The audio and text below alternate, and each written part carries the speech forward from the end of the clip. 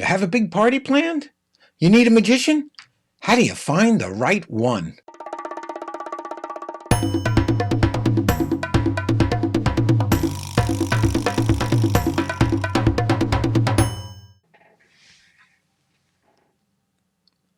Oh, hi. My name is Mike Mayone. I'm the Silly Magician, and I've been performing magic for over 25 years. I know a thing or two about shopping for magicians, and I'm going to tell you everything you need to know about finding a magician that will be perfect for your event. Let's start with your event. What type of magician does the event call for? Does the event call for a magician to perform standing up in front of a small audience? That's what most folks planning a kid's party are looking for. Or does the event require a magician to walk around entertaining individuals or a small group? He's a strolling magician, and he's best for a cocktail party, wedding, or bar mitzvah. Maybe you're planning a large fundraising event and want a magician who can fill the stage with a boatload of illusions. Do you want someone who's funny? Or do you need someone with a more serious persona? Maybe you want someone with a following who can fill an auditorium just with his name. How long do you want the magician to perform? A birthday party magic show is generally about 30 to 50 minutes depending on the age and maturity of the audience. For young preschool age kids, less is best. In comparison, older kids and adults can enjoy longer shows. What's your budget? Prices vary wildly. There are no set figures. A performer for a small event on Long Island can charge anywhere from $250 to $1,200 for a 45 to 60-minute show or for an hour of strolling magic. Most birthday party magicians here on Long Island, though, they charge in the vicinity of $300 for an in-home magic show. Once you know the event details and your budget, and you have a pretty good idea of the kind of magician you want, you can begin shopping. A good place to start is on the internet.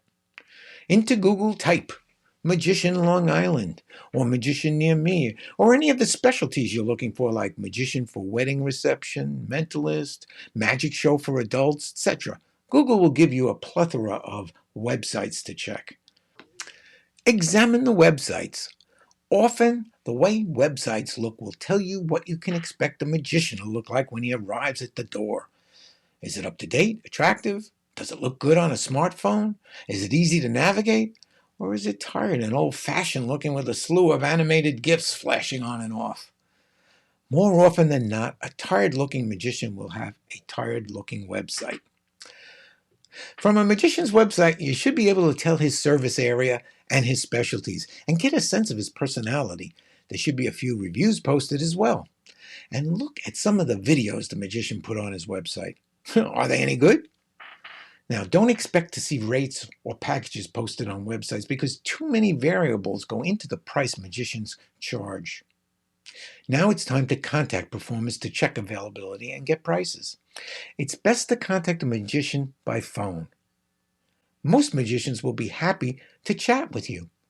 And like viewing his website, you'll learn a lot about the performer from a phone call. If the magician sounds like he's doing you a favor just by talking with you, or if his voicemail is full, he's not paying attention to business.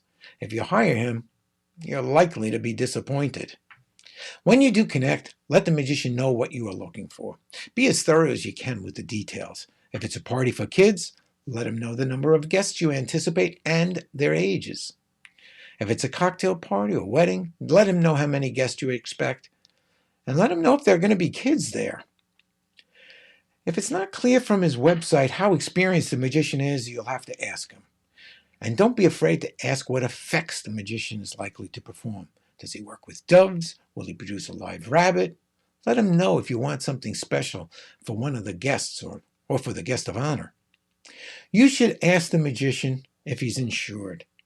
Many venues today require that the facility be listed as additionally insured and to see a copy of the certificate.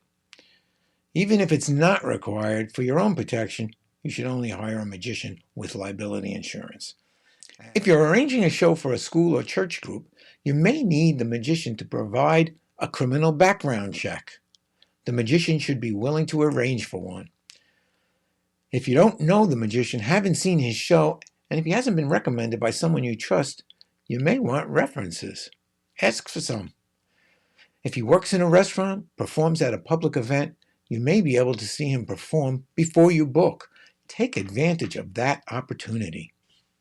The magician should have questions for you, too. If the venue is large, he'll want to know if he needs to supply a PA system or if the venue will provide one. The magician should say if he needs electrical power, a table or chairs, what kind of access there is to the venue, whether someone will assist in carrying equipment in and out, and of course, he'll want to know about parking. Finally, he should be able to give you a quote. If you decide to book, most performers will send you a contract and ask you for a deposit in advance. So there you have it. Let's summarize. Beforehand, know what kind of magic you want and what kind of magician is best for the event. Know up front how long a performance you want and your budget. Search online and evaluate magician websites. Check Google reviews, experience, references, and look at videos.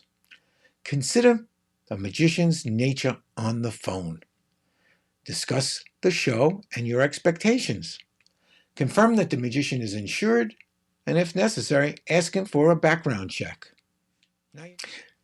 Now you know it all, and you should be very confident that the magician you select will be perfect for your event. I hope you found this video useful. Please share it with anyone you know who's planning a party. And thanks for watching. If you haven't already subscribed to this channel, please do. I'll be posting more videos like this and lots of short magic videos I do just for fun. And be sure to check out my website, sillymagician.com.